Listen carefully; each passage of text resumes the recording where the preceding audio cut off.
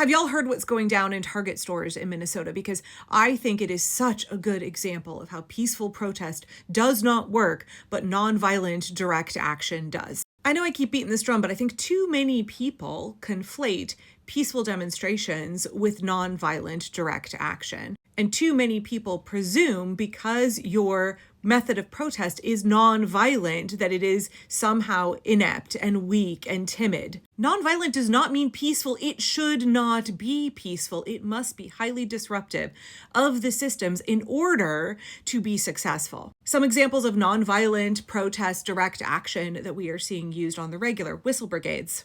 Musicians showing up with their drum sets and their brass band and playing outside of the hotels of ICE agents all night long. Not peaceful, not timid, not quiet, highly disruptive. Another fantastic example is yesterday in St. Paul, where a group of nonviolent protesters disrupted a church service in St. Paul. They were led by activist Nikema Levy Armstrong. The story was reported on by independent journalist Georgia Fort, and Don Lemon was there interviewing as well. The pastor of that church works for ICE. And they came and they interrupted the church service. They filmed it. They put it all over the internet.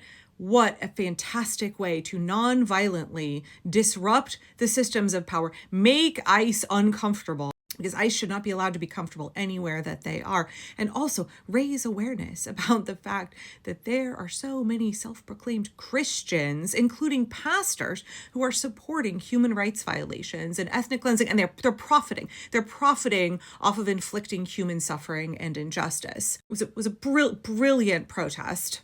Likewise, economic protests are another way that we can disrupt the system. Entirely nonviolent, very effective. And that's what's happening at Target stores today in Minnesota.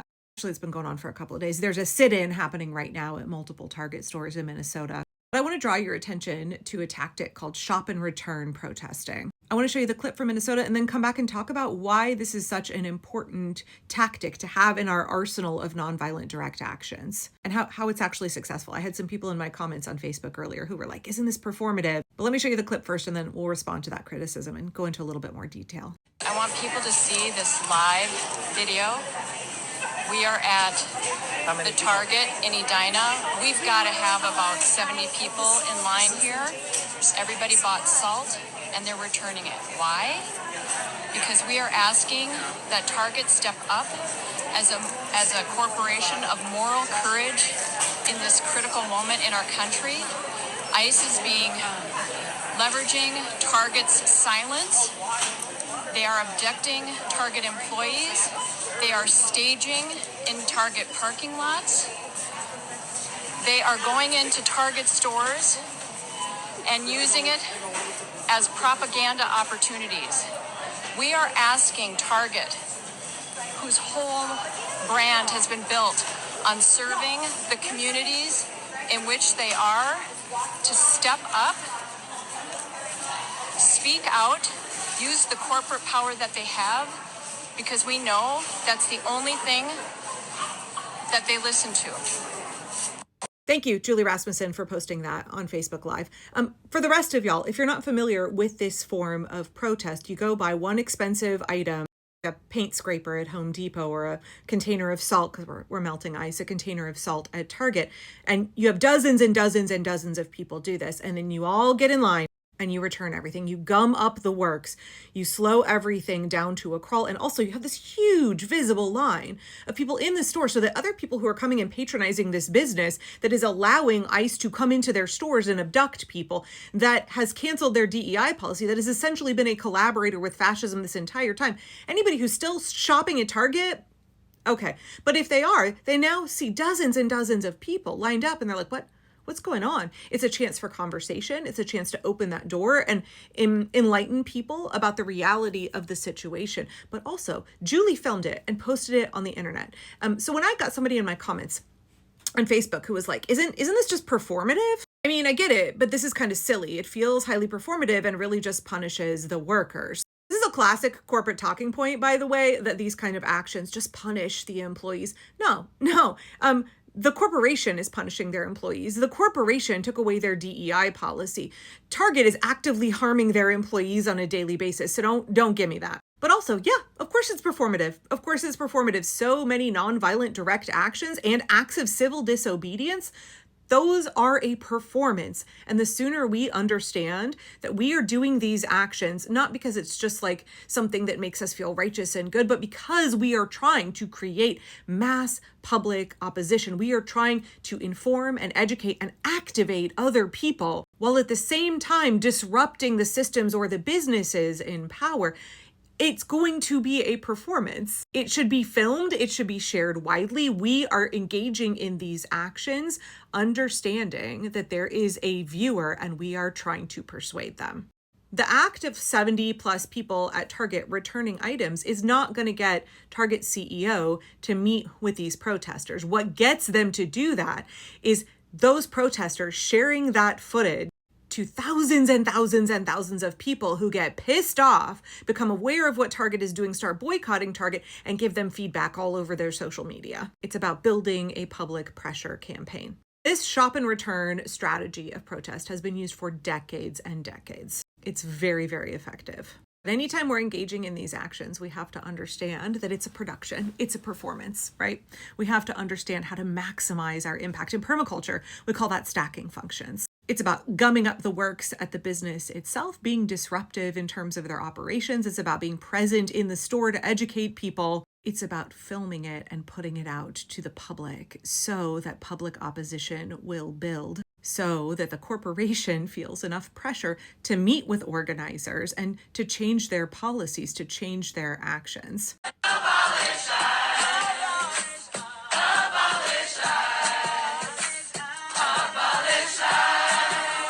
Here at the Target in West St. Paul, and a group of people came to sing and to speak out, asking Target Corporation to stand up to the terror that has descended by ICE agents here in Minnesota.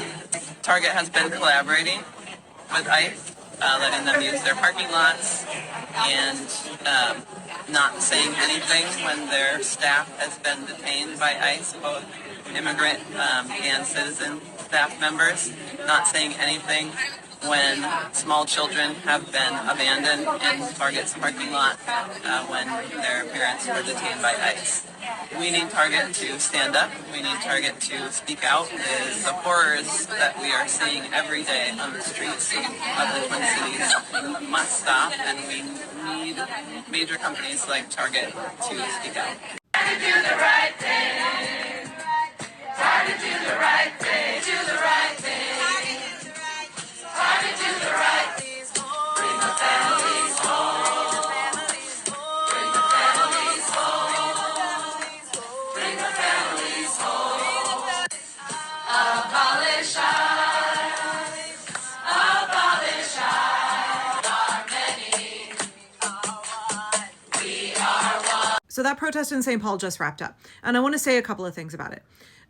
When we look at direct action, when we look at protest, not everybody can be in the streets. Not everybody can be on the front lines defending their immigrant neighbors against ICE. Not everybody can risk being brutalized by ICE, being abducted. But we all have places that we can actively plug in and resist. Events like this are far more accessible.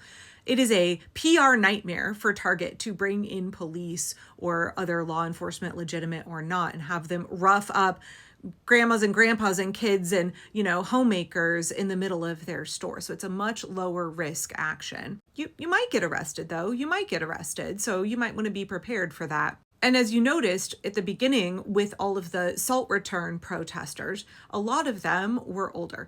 These are direct actions that so many more people can be involved in. We have to think about a diversity of tactics and how those tactics are accessible to a diversity of people, and that allows more people to be involved in resistance. That allows us to have greater collective power. And wrapping back around to how these are not purely performative, we are looking to disrupt the system and to make change. As a result of these protests over the last couple of days, Isaiah.org has secured a meeting with Target CEO. If you're not familiar with Isaiah.org, go follow them on Instagram. They are a multiracial interfaith group that is comprised of barbershops and childcare centers and other organizations.